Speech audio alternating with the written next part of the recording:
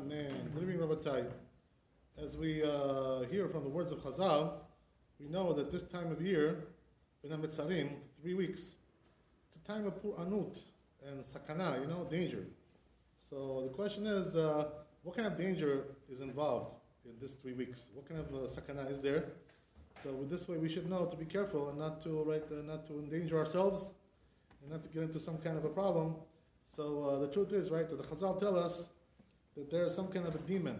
His name is Ketev Meriri. It says about this in the Talmud, in the Midrash also.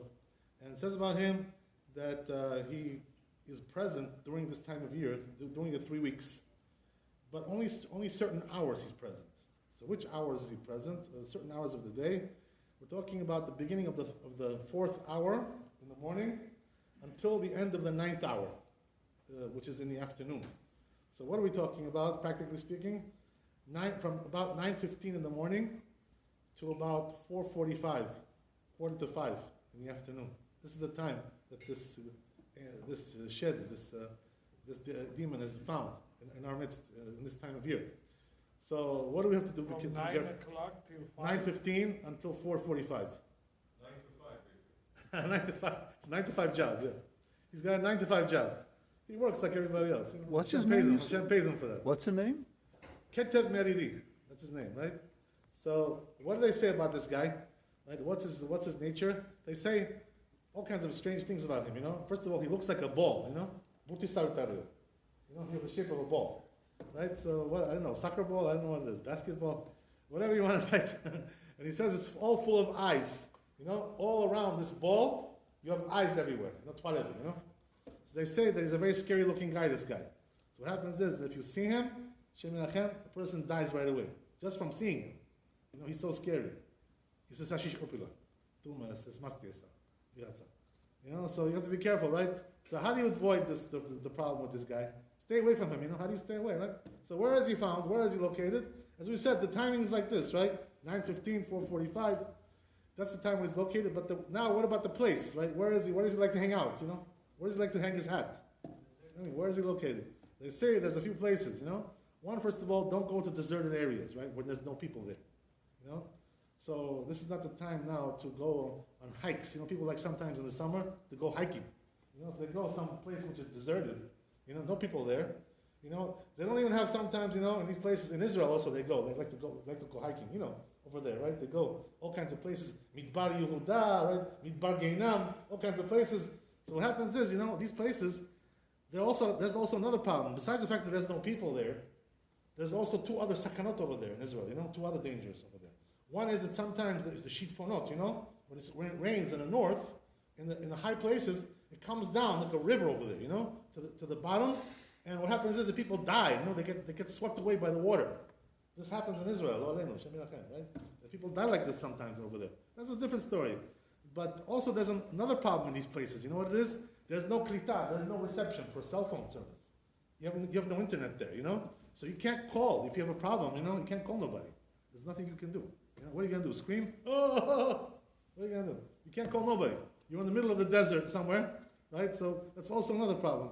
So also when you go to these places, you understand, you have this demon to deal with, The right? This ball, burti, Then you have also no reception on your phone sometimes, and also you have these shitfonot, these rivers coming and getting you. So this is a place of sakana. The truth is, that in general, the Chazal say that any place where it's empty there, no people, they like to hang out there, the shedim.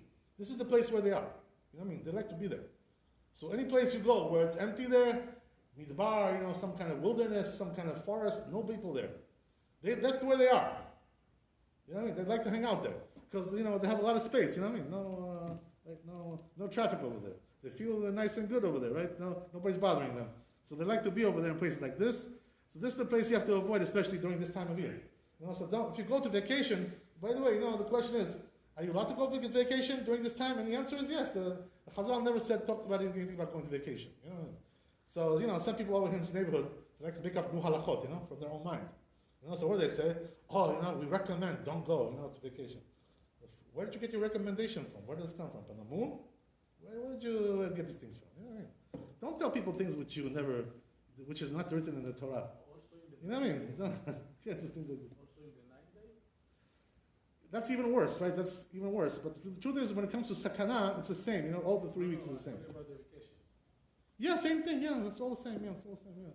You can be even on vacation on Tisha B'Av itself. You know what I mean? What does it bother me? If you're upstate, if you're in Florida, just do the halachot of Tisha B'Av. You know what I mean? Wherever you are. What if it doesn't make where you are? What you can't fast in Florida? You can't do Tanit? What's the problem? There's no synagogues over there to pray. There are. Baruch Hashem. There's everything over there. So what's the problem? You can go anywhere you want. You know.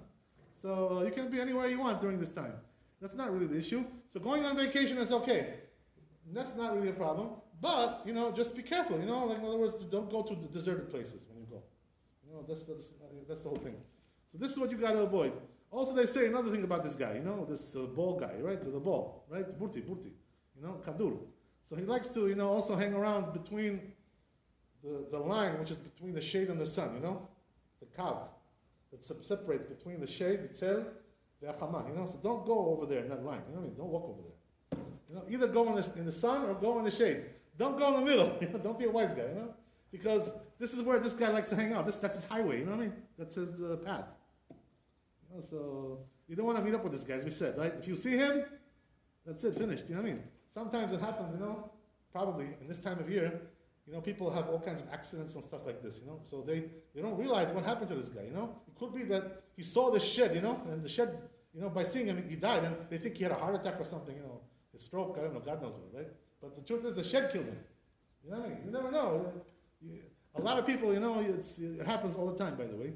In Israel, during this time, during the summer, during the vacation, what happens is that people go swimming, and they don't come out. They go in the water, they go in, they never come out. You know what I mean? Happens all the time like this, lo aleinu. Right? So, what does that mean? Are you allowed to swim during the 3 weeks? The answer is yes, you're allowed to swim. It's cold water. What, it's hot water? What, you're bathing in hot water? Even in the hot water, it will be allowed during the 3 weeks. Hot water is only a problem during the week of Tisha B'Av, right? Which this year, by the way, we don't even have that. Right? So because it falls on Sunday, the fast is on Sunday, so we don't have week of. So therefore, right, there's no issue with that either. So therefore, you're allowed to bathe in hot water all the way through until Tisha B'Av. This is the halakha. You know what I mean? If somebody tells you some Ashkenazi minhagim, tell him, listen, my friend, right?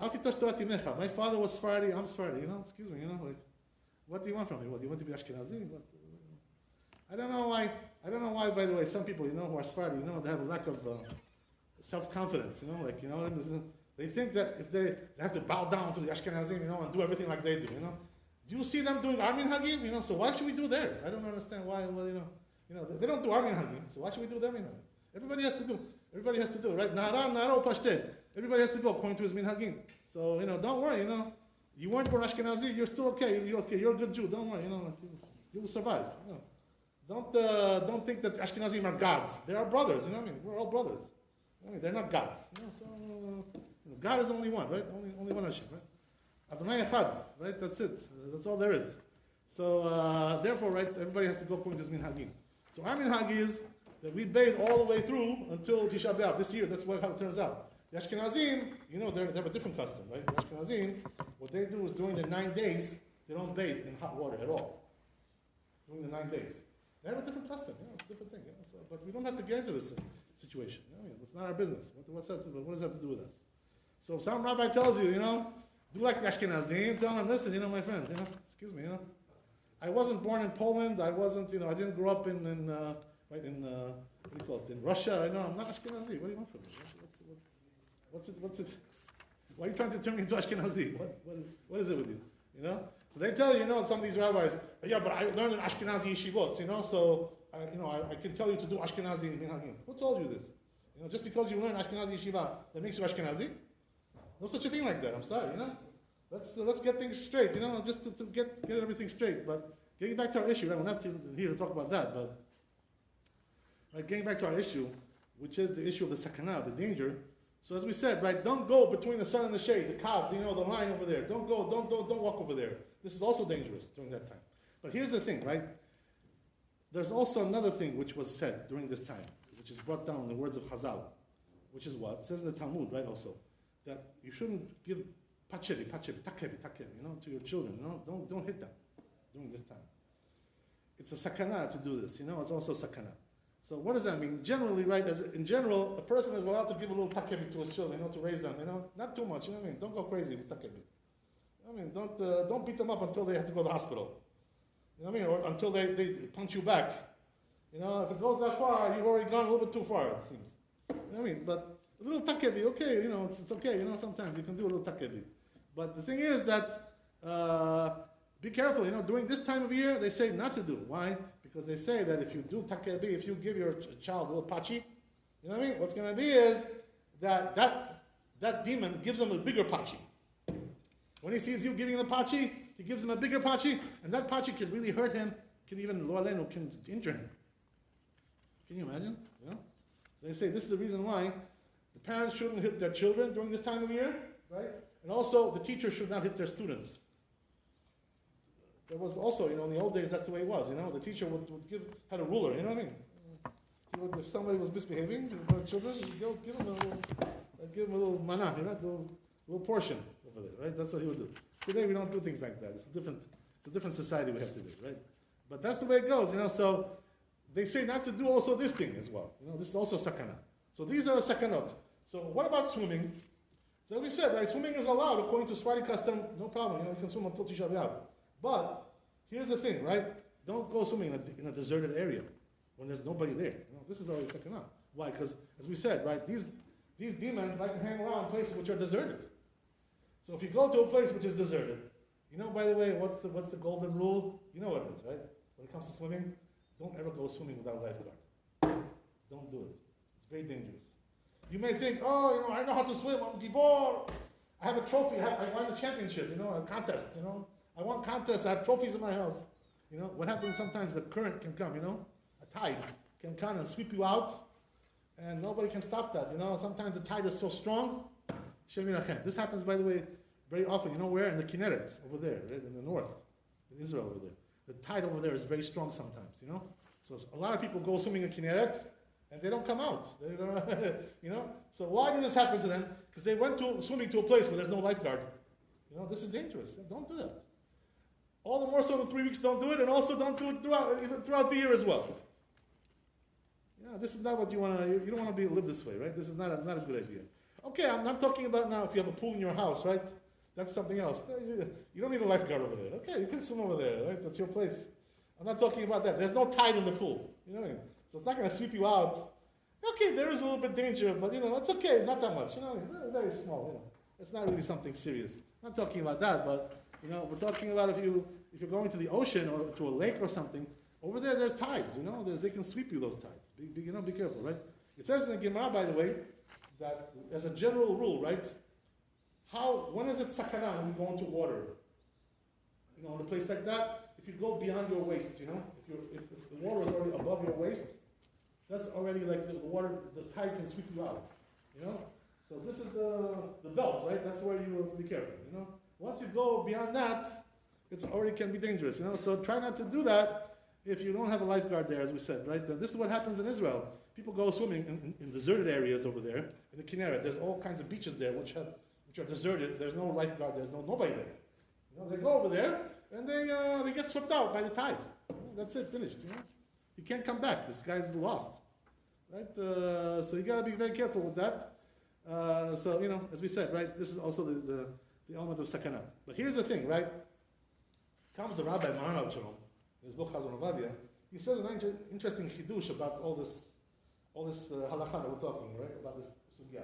He says something interesting. He says that since we have a masoret, right? Masoret is that this shed, right? This demon is only available. Where is he available? Only during the time of 9 to 5, as Yossi said, right? He's a 9 to 5 guy. So if that's the case, comes the rabbi and says, you know what? If you want to do all those things, outside those hours, that's okay. But he's not going to hurt you at that time. Because he's only here during those hours, you understand? Otherwise he's on break, he's with his family, he's got to also eat dinner or something, He's got things to do in his life, He's got other things to do. So he can't be with you all day, right? So he's only there 9 to 5, as we said, 9:15 to 4:45. So therefore, those times are the times you can't do these things. What does that mean? Don't go between the sun and the shade, and as we said, right? And also don't hit your kids. So the rabbi says that if it's already past 5 o'clock, or early in the morning, you can give a patch. You know why? Because he's not there at that time, according to what we said. Understand? So there is some kind of a leniency there regarding this. So really the truth is, right, according to this guy, this demon is only around during those hours and that's it. Beyond that, he's not here. He's not activable, right? So therefore, if a person, but when it comes to swimming in a place where there's people there, there's a lifeguard, there's some people there watching you, no problem, you're allowed to do that, you can swim there, just be careful, as always, be careful. Don't do stupid things, don't do silly things, don't be a hero and don't be a gibor. Be careful, right? Watch yourself. You have to always watch yourself, Another thing is, that you find also there's a lot of car accidents, like during this time of year as well, like boom, boom, boom, boom, boom, it's like, so, be careful. In other words, a person, the way he drives should be a little bit more cautious, during this time. Don't drive crazy. Don't be negligent, Unfortunately, the problem is with this country, the culture that they have over here with cars, it's like, they're always talking about going fast, and racing and drag racing and this and that, slalom and, going to the racetrack and, it's like, it's a sport over here, you understand? And somewhat, like they consider driving like a sport. But driving is not really a sport, It's a very silly thing to think about driving. It's transportation, You're going from one place to another, So if you turn driving into a sport, you can, right? You can lose your life. This is what happens. Many people have lost their lives because they're racing on the roads. What do you think what happens when you go 120 miles an hour on the LIE? What do you think is going to happen? Right? You think you're going to survive like that? If you do many times like this, once or maybe or twice, okay, you'll get out. But one, right? One time you're going to get caught. We have people in our community who got injured, and all kinds of problems they had because of this, right? Car accidents, I've heard some very scary things from people, that happen in our community with car accidents. You know why that is? Because they're driving like a madman. They're driving like crazy people. They go out on the highway, and I'll tell you something. The truth is, that when you do this, it's even really a bigger problem. You're also endangering the other people on the highway. You're putting everybody in sakana. You could kill like 20 people, in one stupid maneuver, So do me a favor, don't think that driving is a sport. Driving is not a sport. They try to do this in America, to make it into a sport. But driving, you have to be very careful. It's a responsibility. That's what it really is. Drive carefully. Don't race people. Don't get into this crazy stuff. When you do that, you're becoming, who, right? Not Yaakov. You're becoming Esav. You're like becoming Esav. Yadayim Yadei Esav. He's got the hands on the wheel, right? Yadayim Yadei Esav. Once you become Esav on the road, you can kill a lot of people. Kill yourself and also a lot of people otherwise as well. So driving is not a sport. So, that's why all this culture that they have here in America, sports cars, and buys a Corvette or a Mustang, this is crazy stuff, You're asking, you may lose your life with these cars. You know what I mean? So, not really a good idea to live this way, It's not really, very, very foolish. And the parents who are buying for their children, cars like this, they're, setting a death trap to them, That's what they're doing. Very, very foolish what they're doing. Don't ever buy your children a sports car. That may be his life you're buying for him over there. What kind of thing is this? Use your head, use your sechel. ברוך ה' לעולם, אמן אמן. רבי חנניה אמן ושומר, יעשה הקדוש ברוך הוא לזכור ישראל, לפיכך חיבר להם תורה ומצוות, שנאמר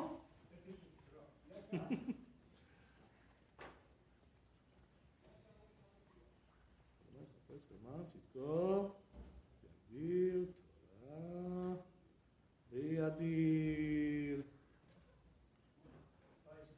יתגדל שם רבה. אמן.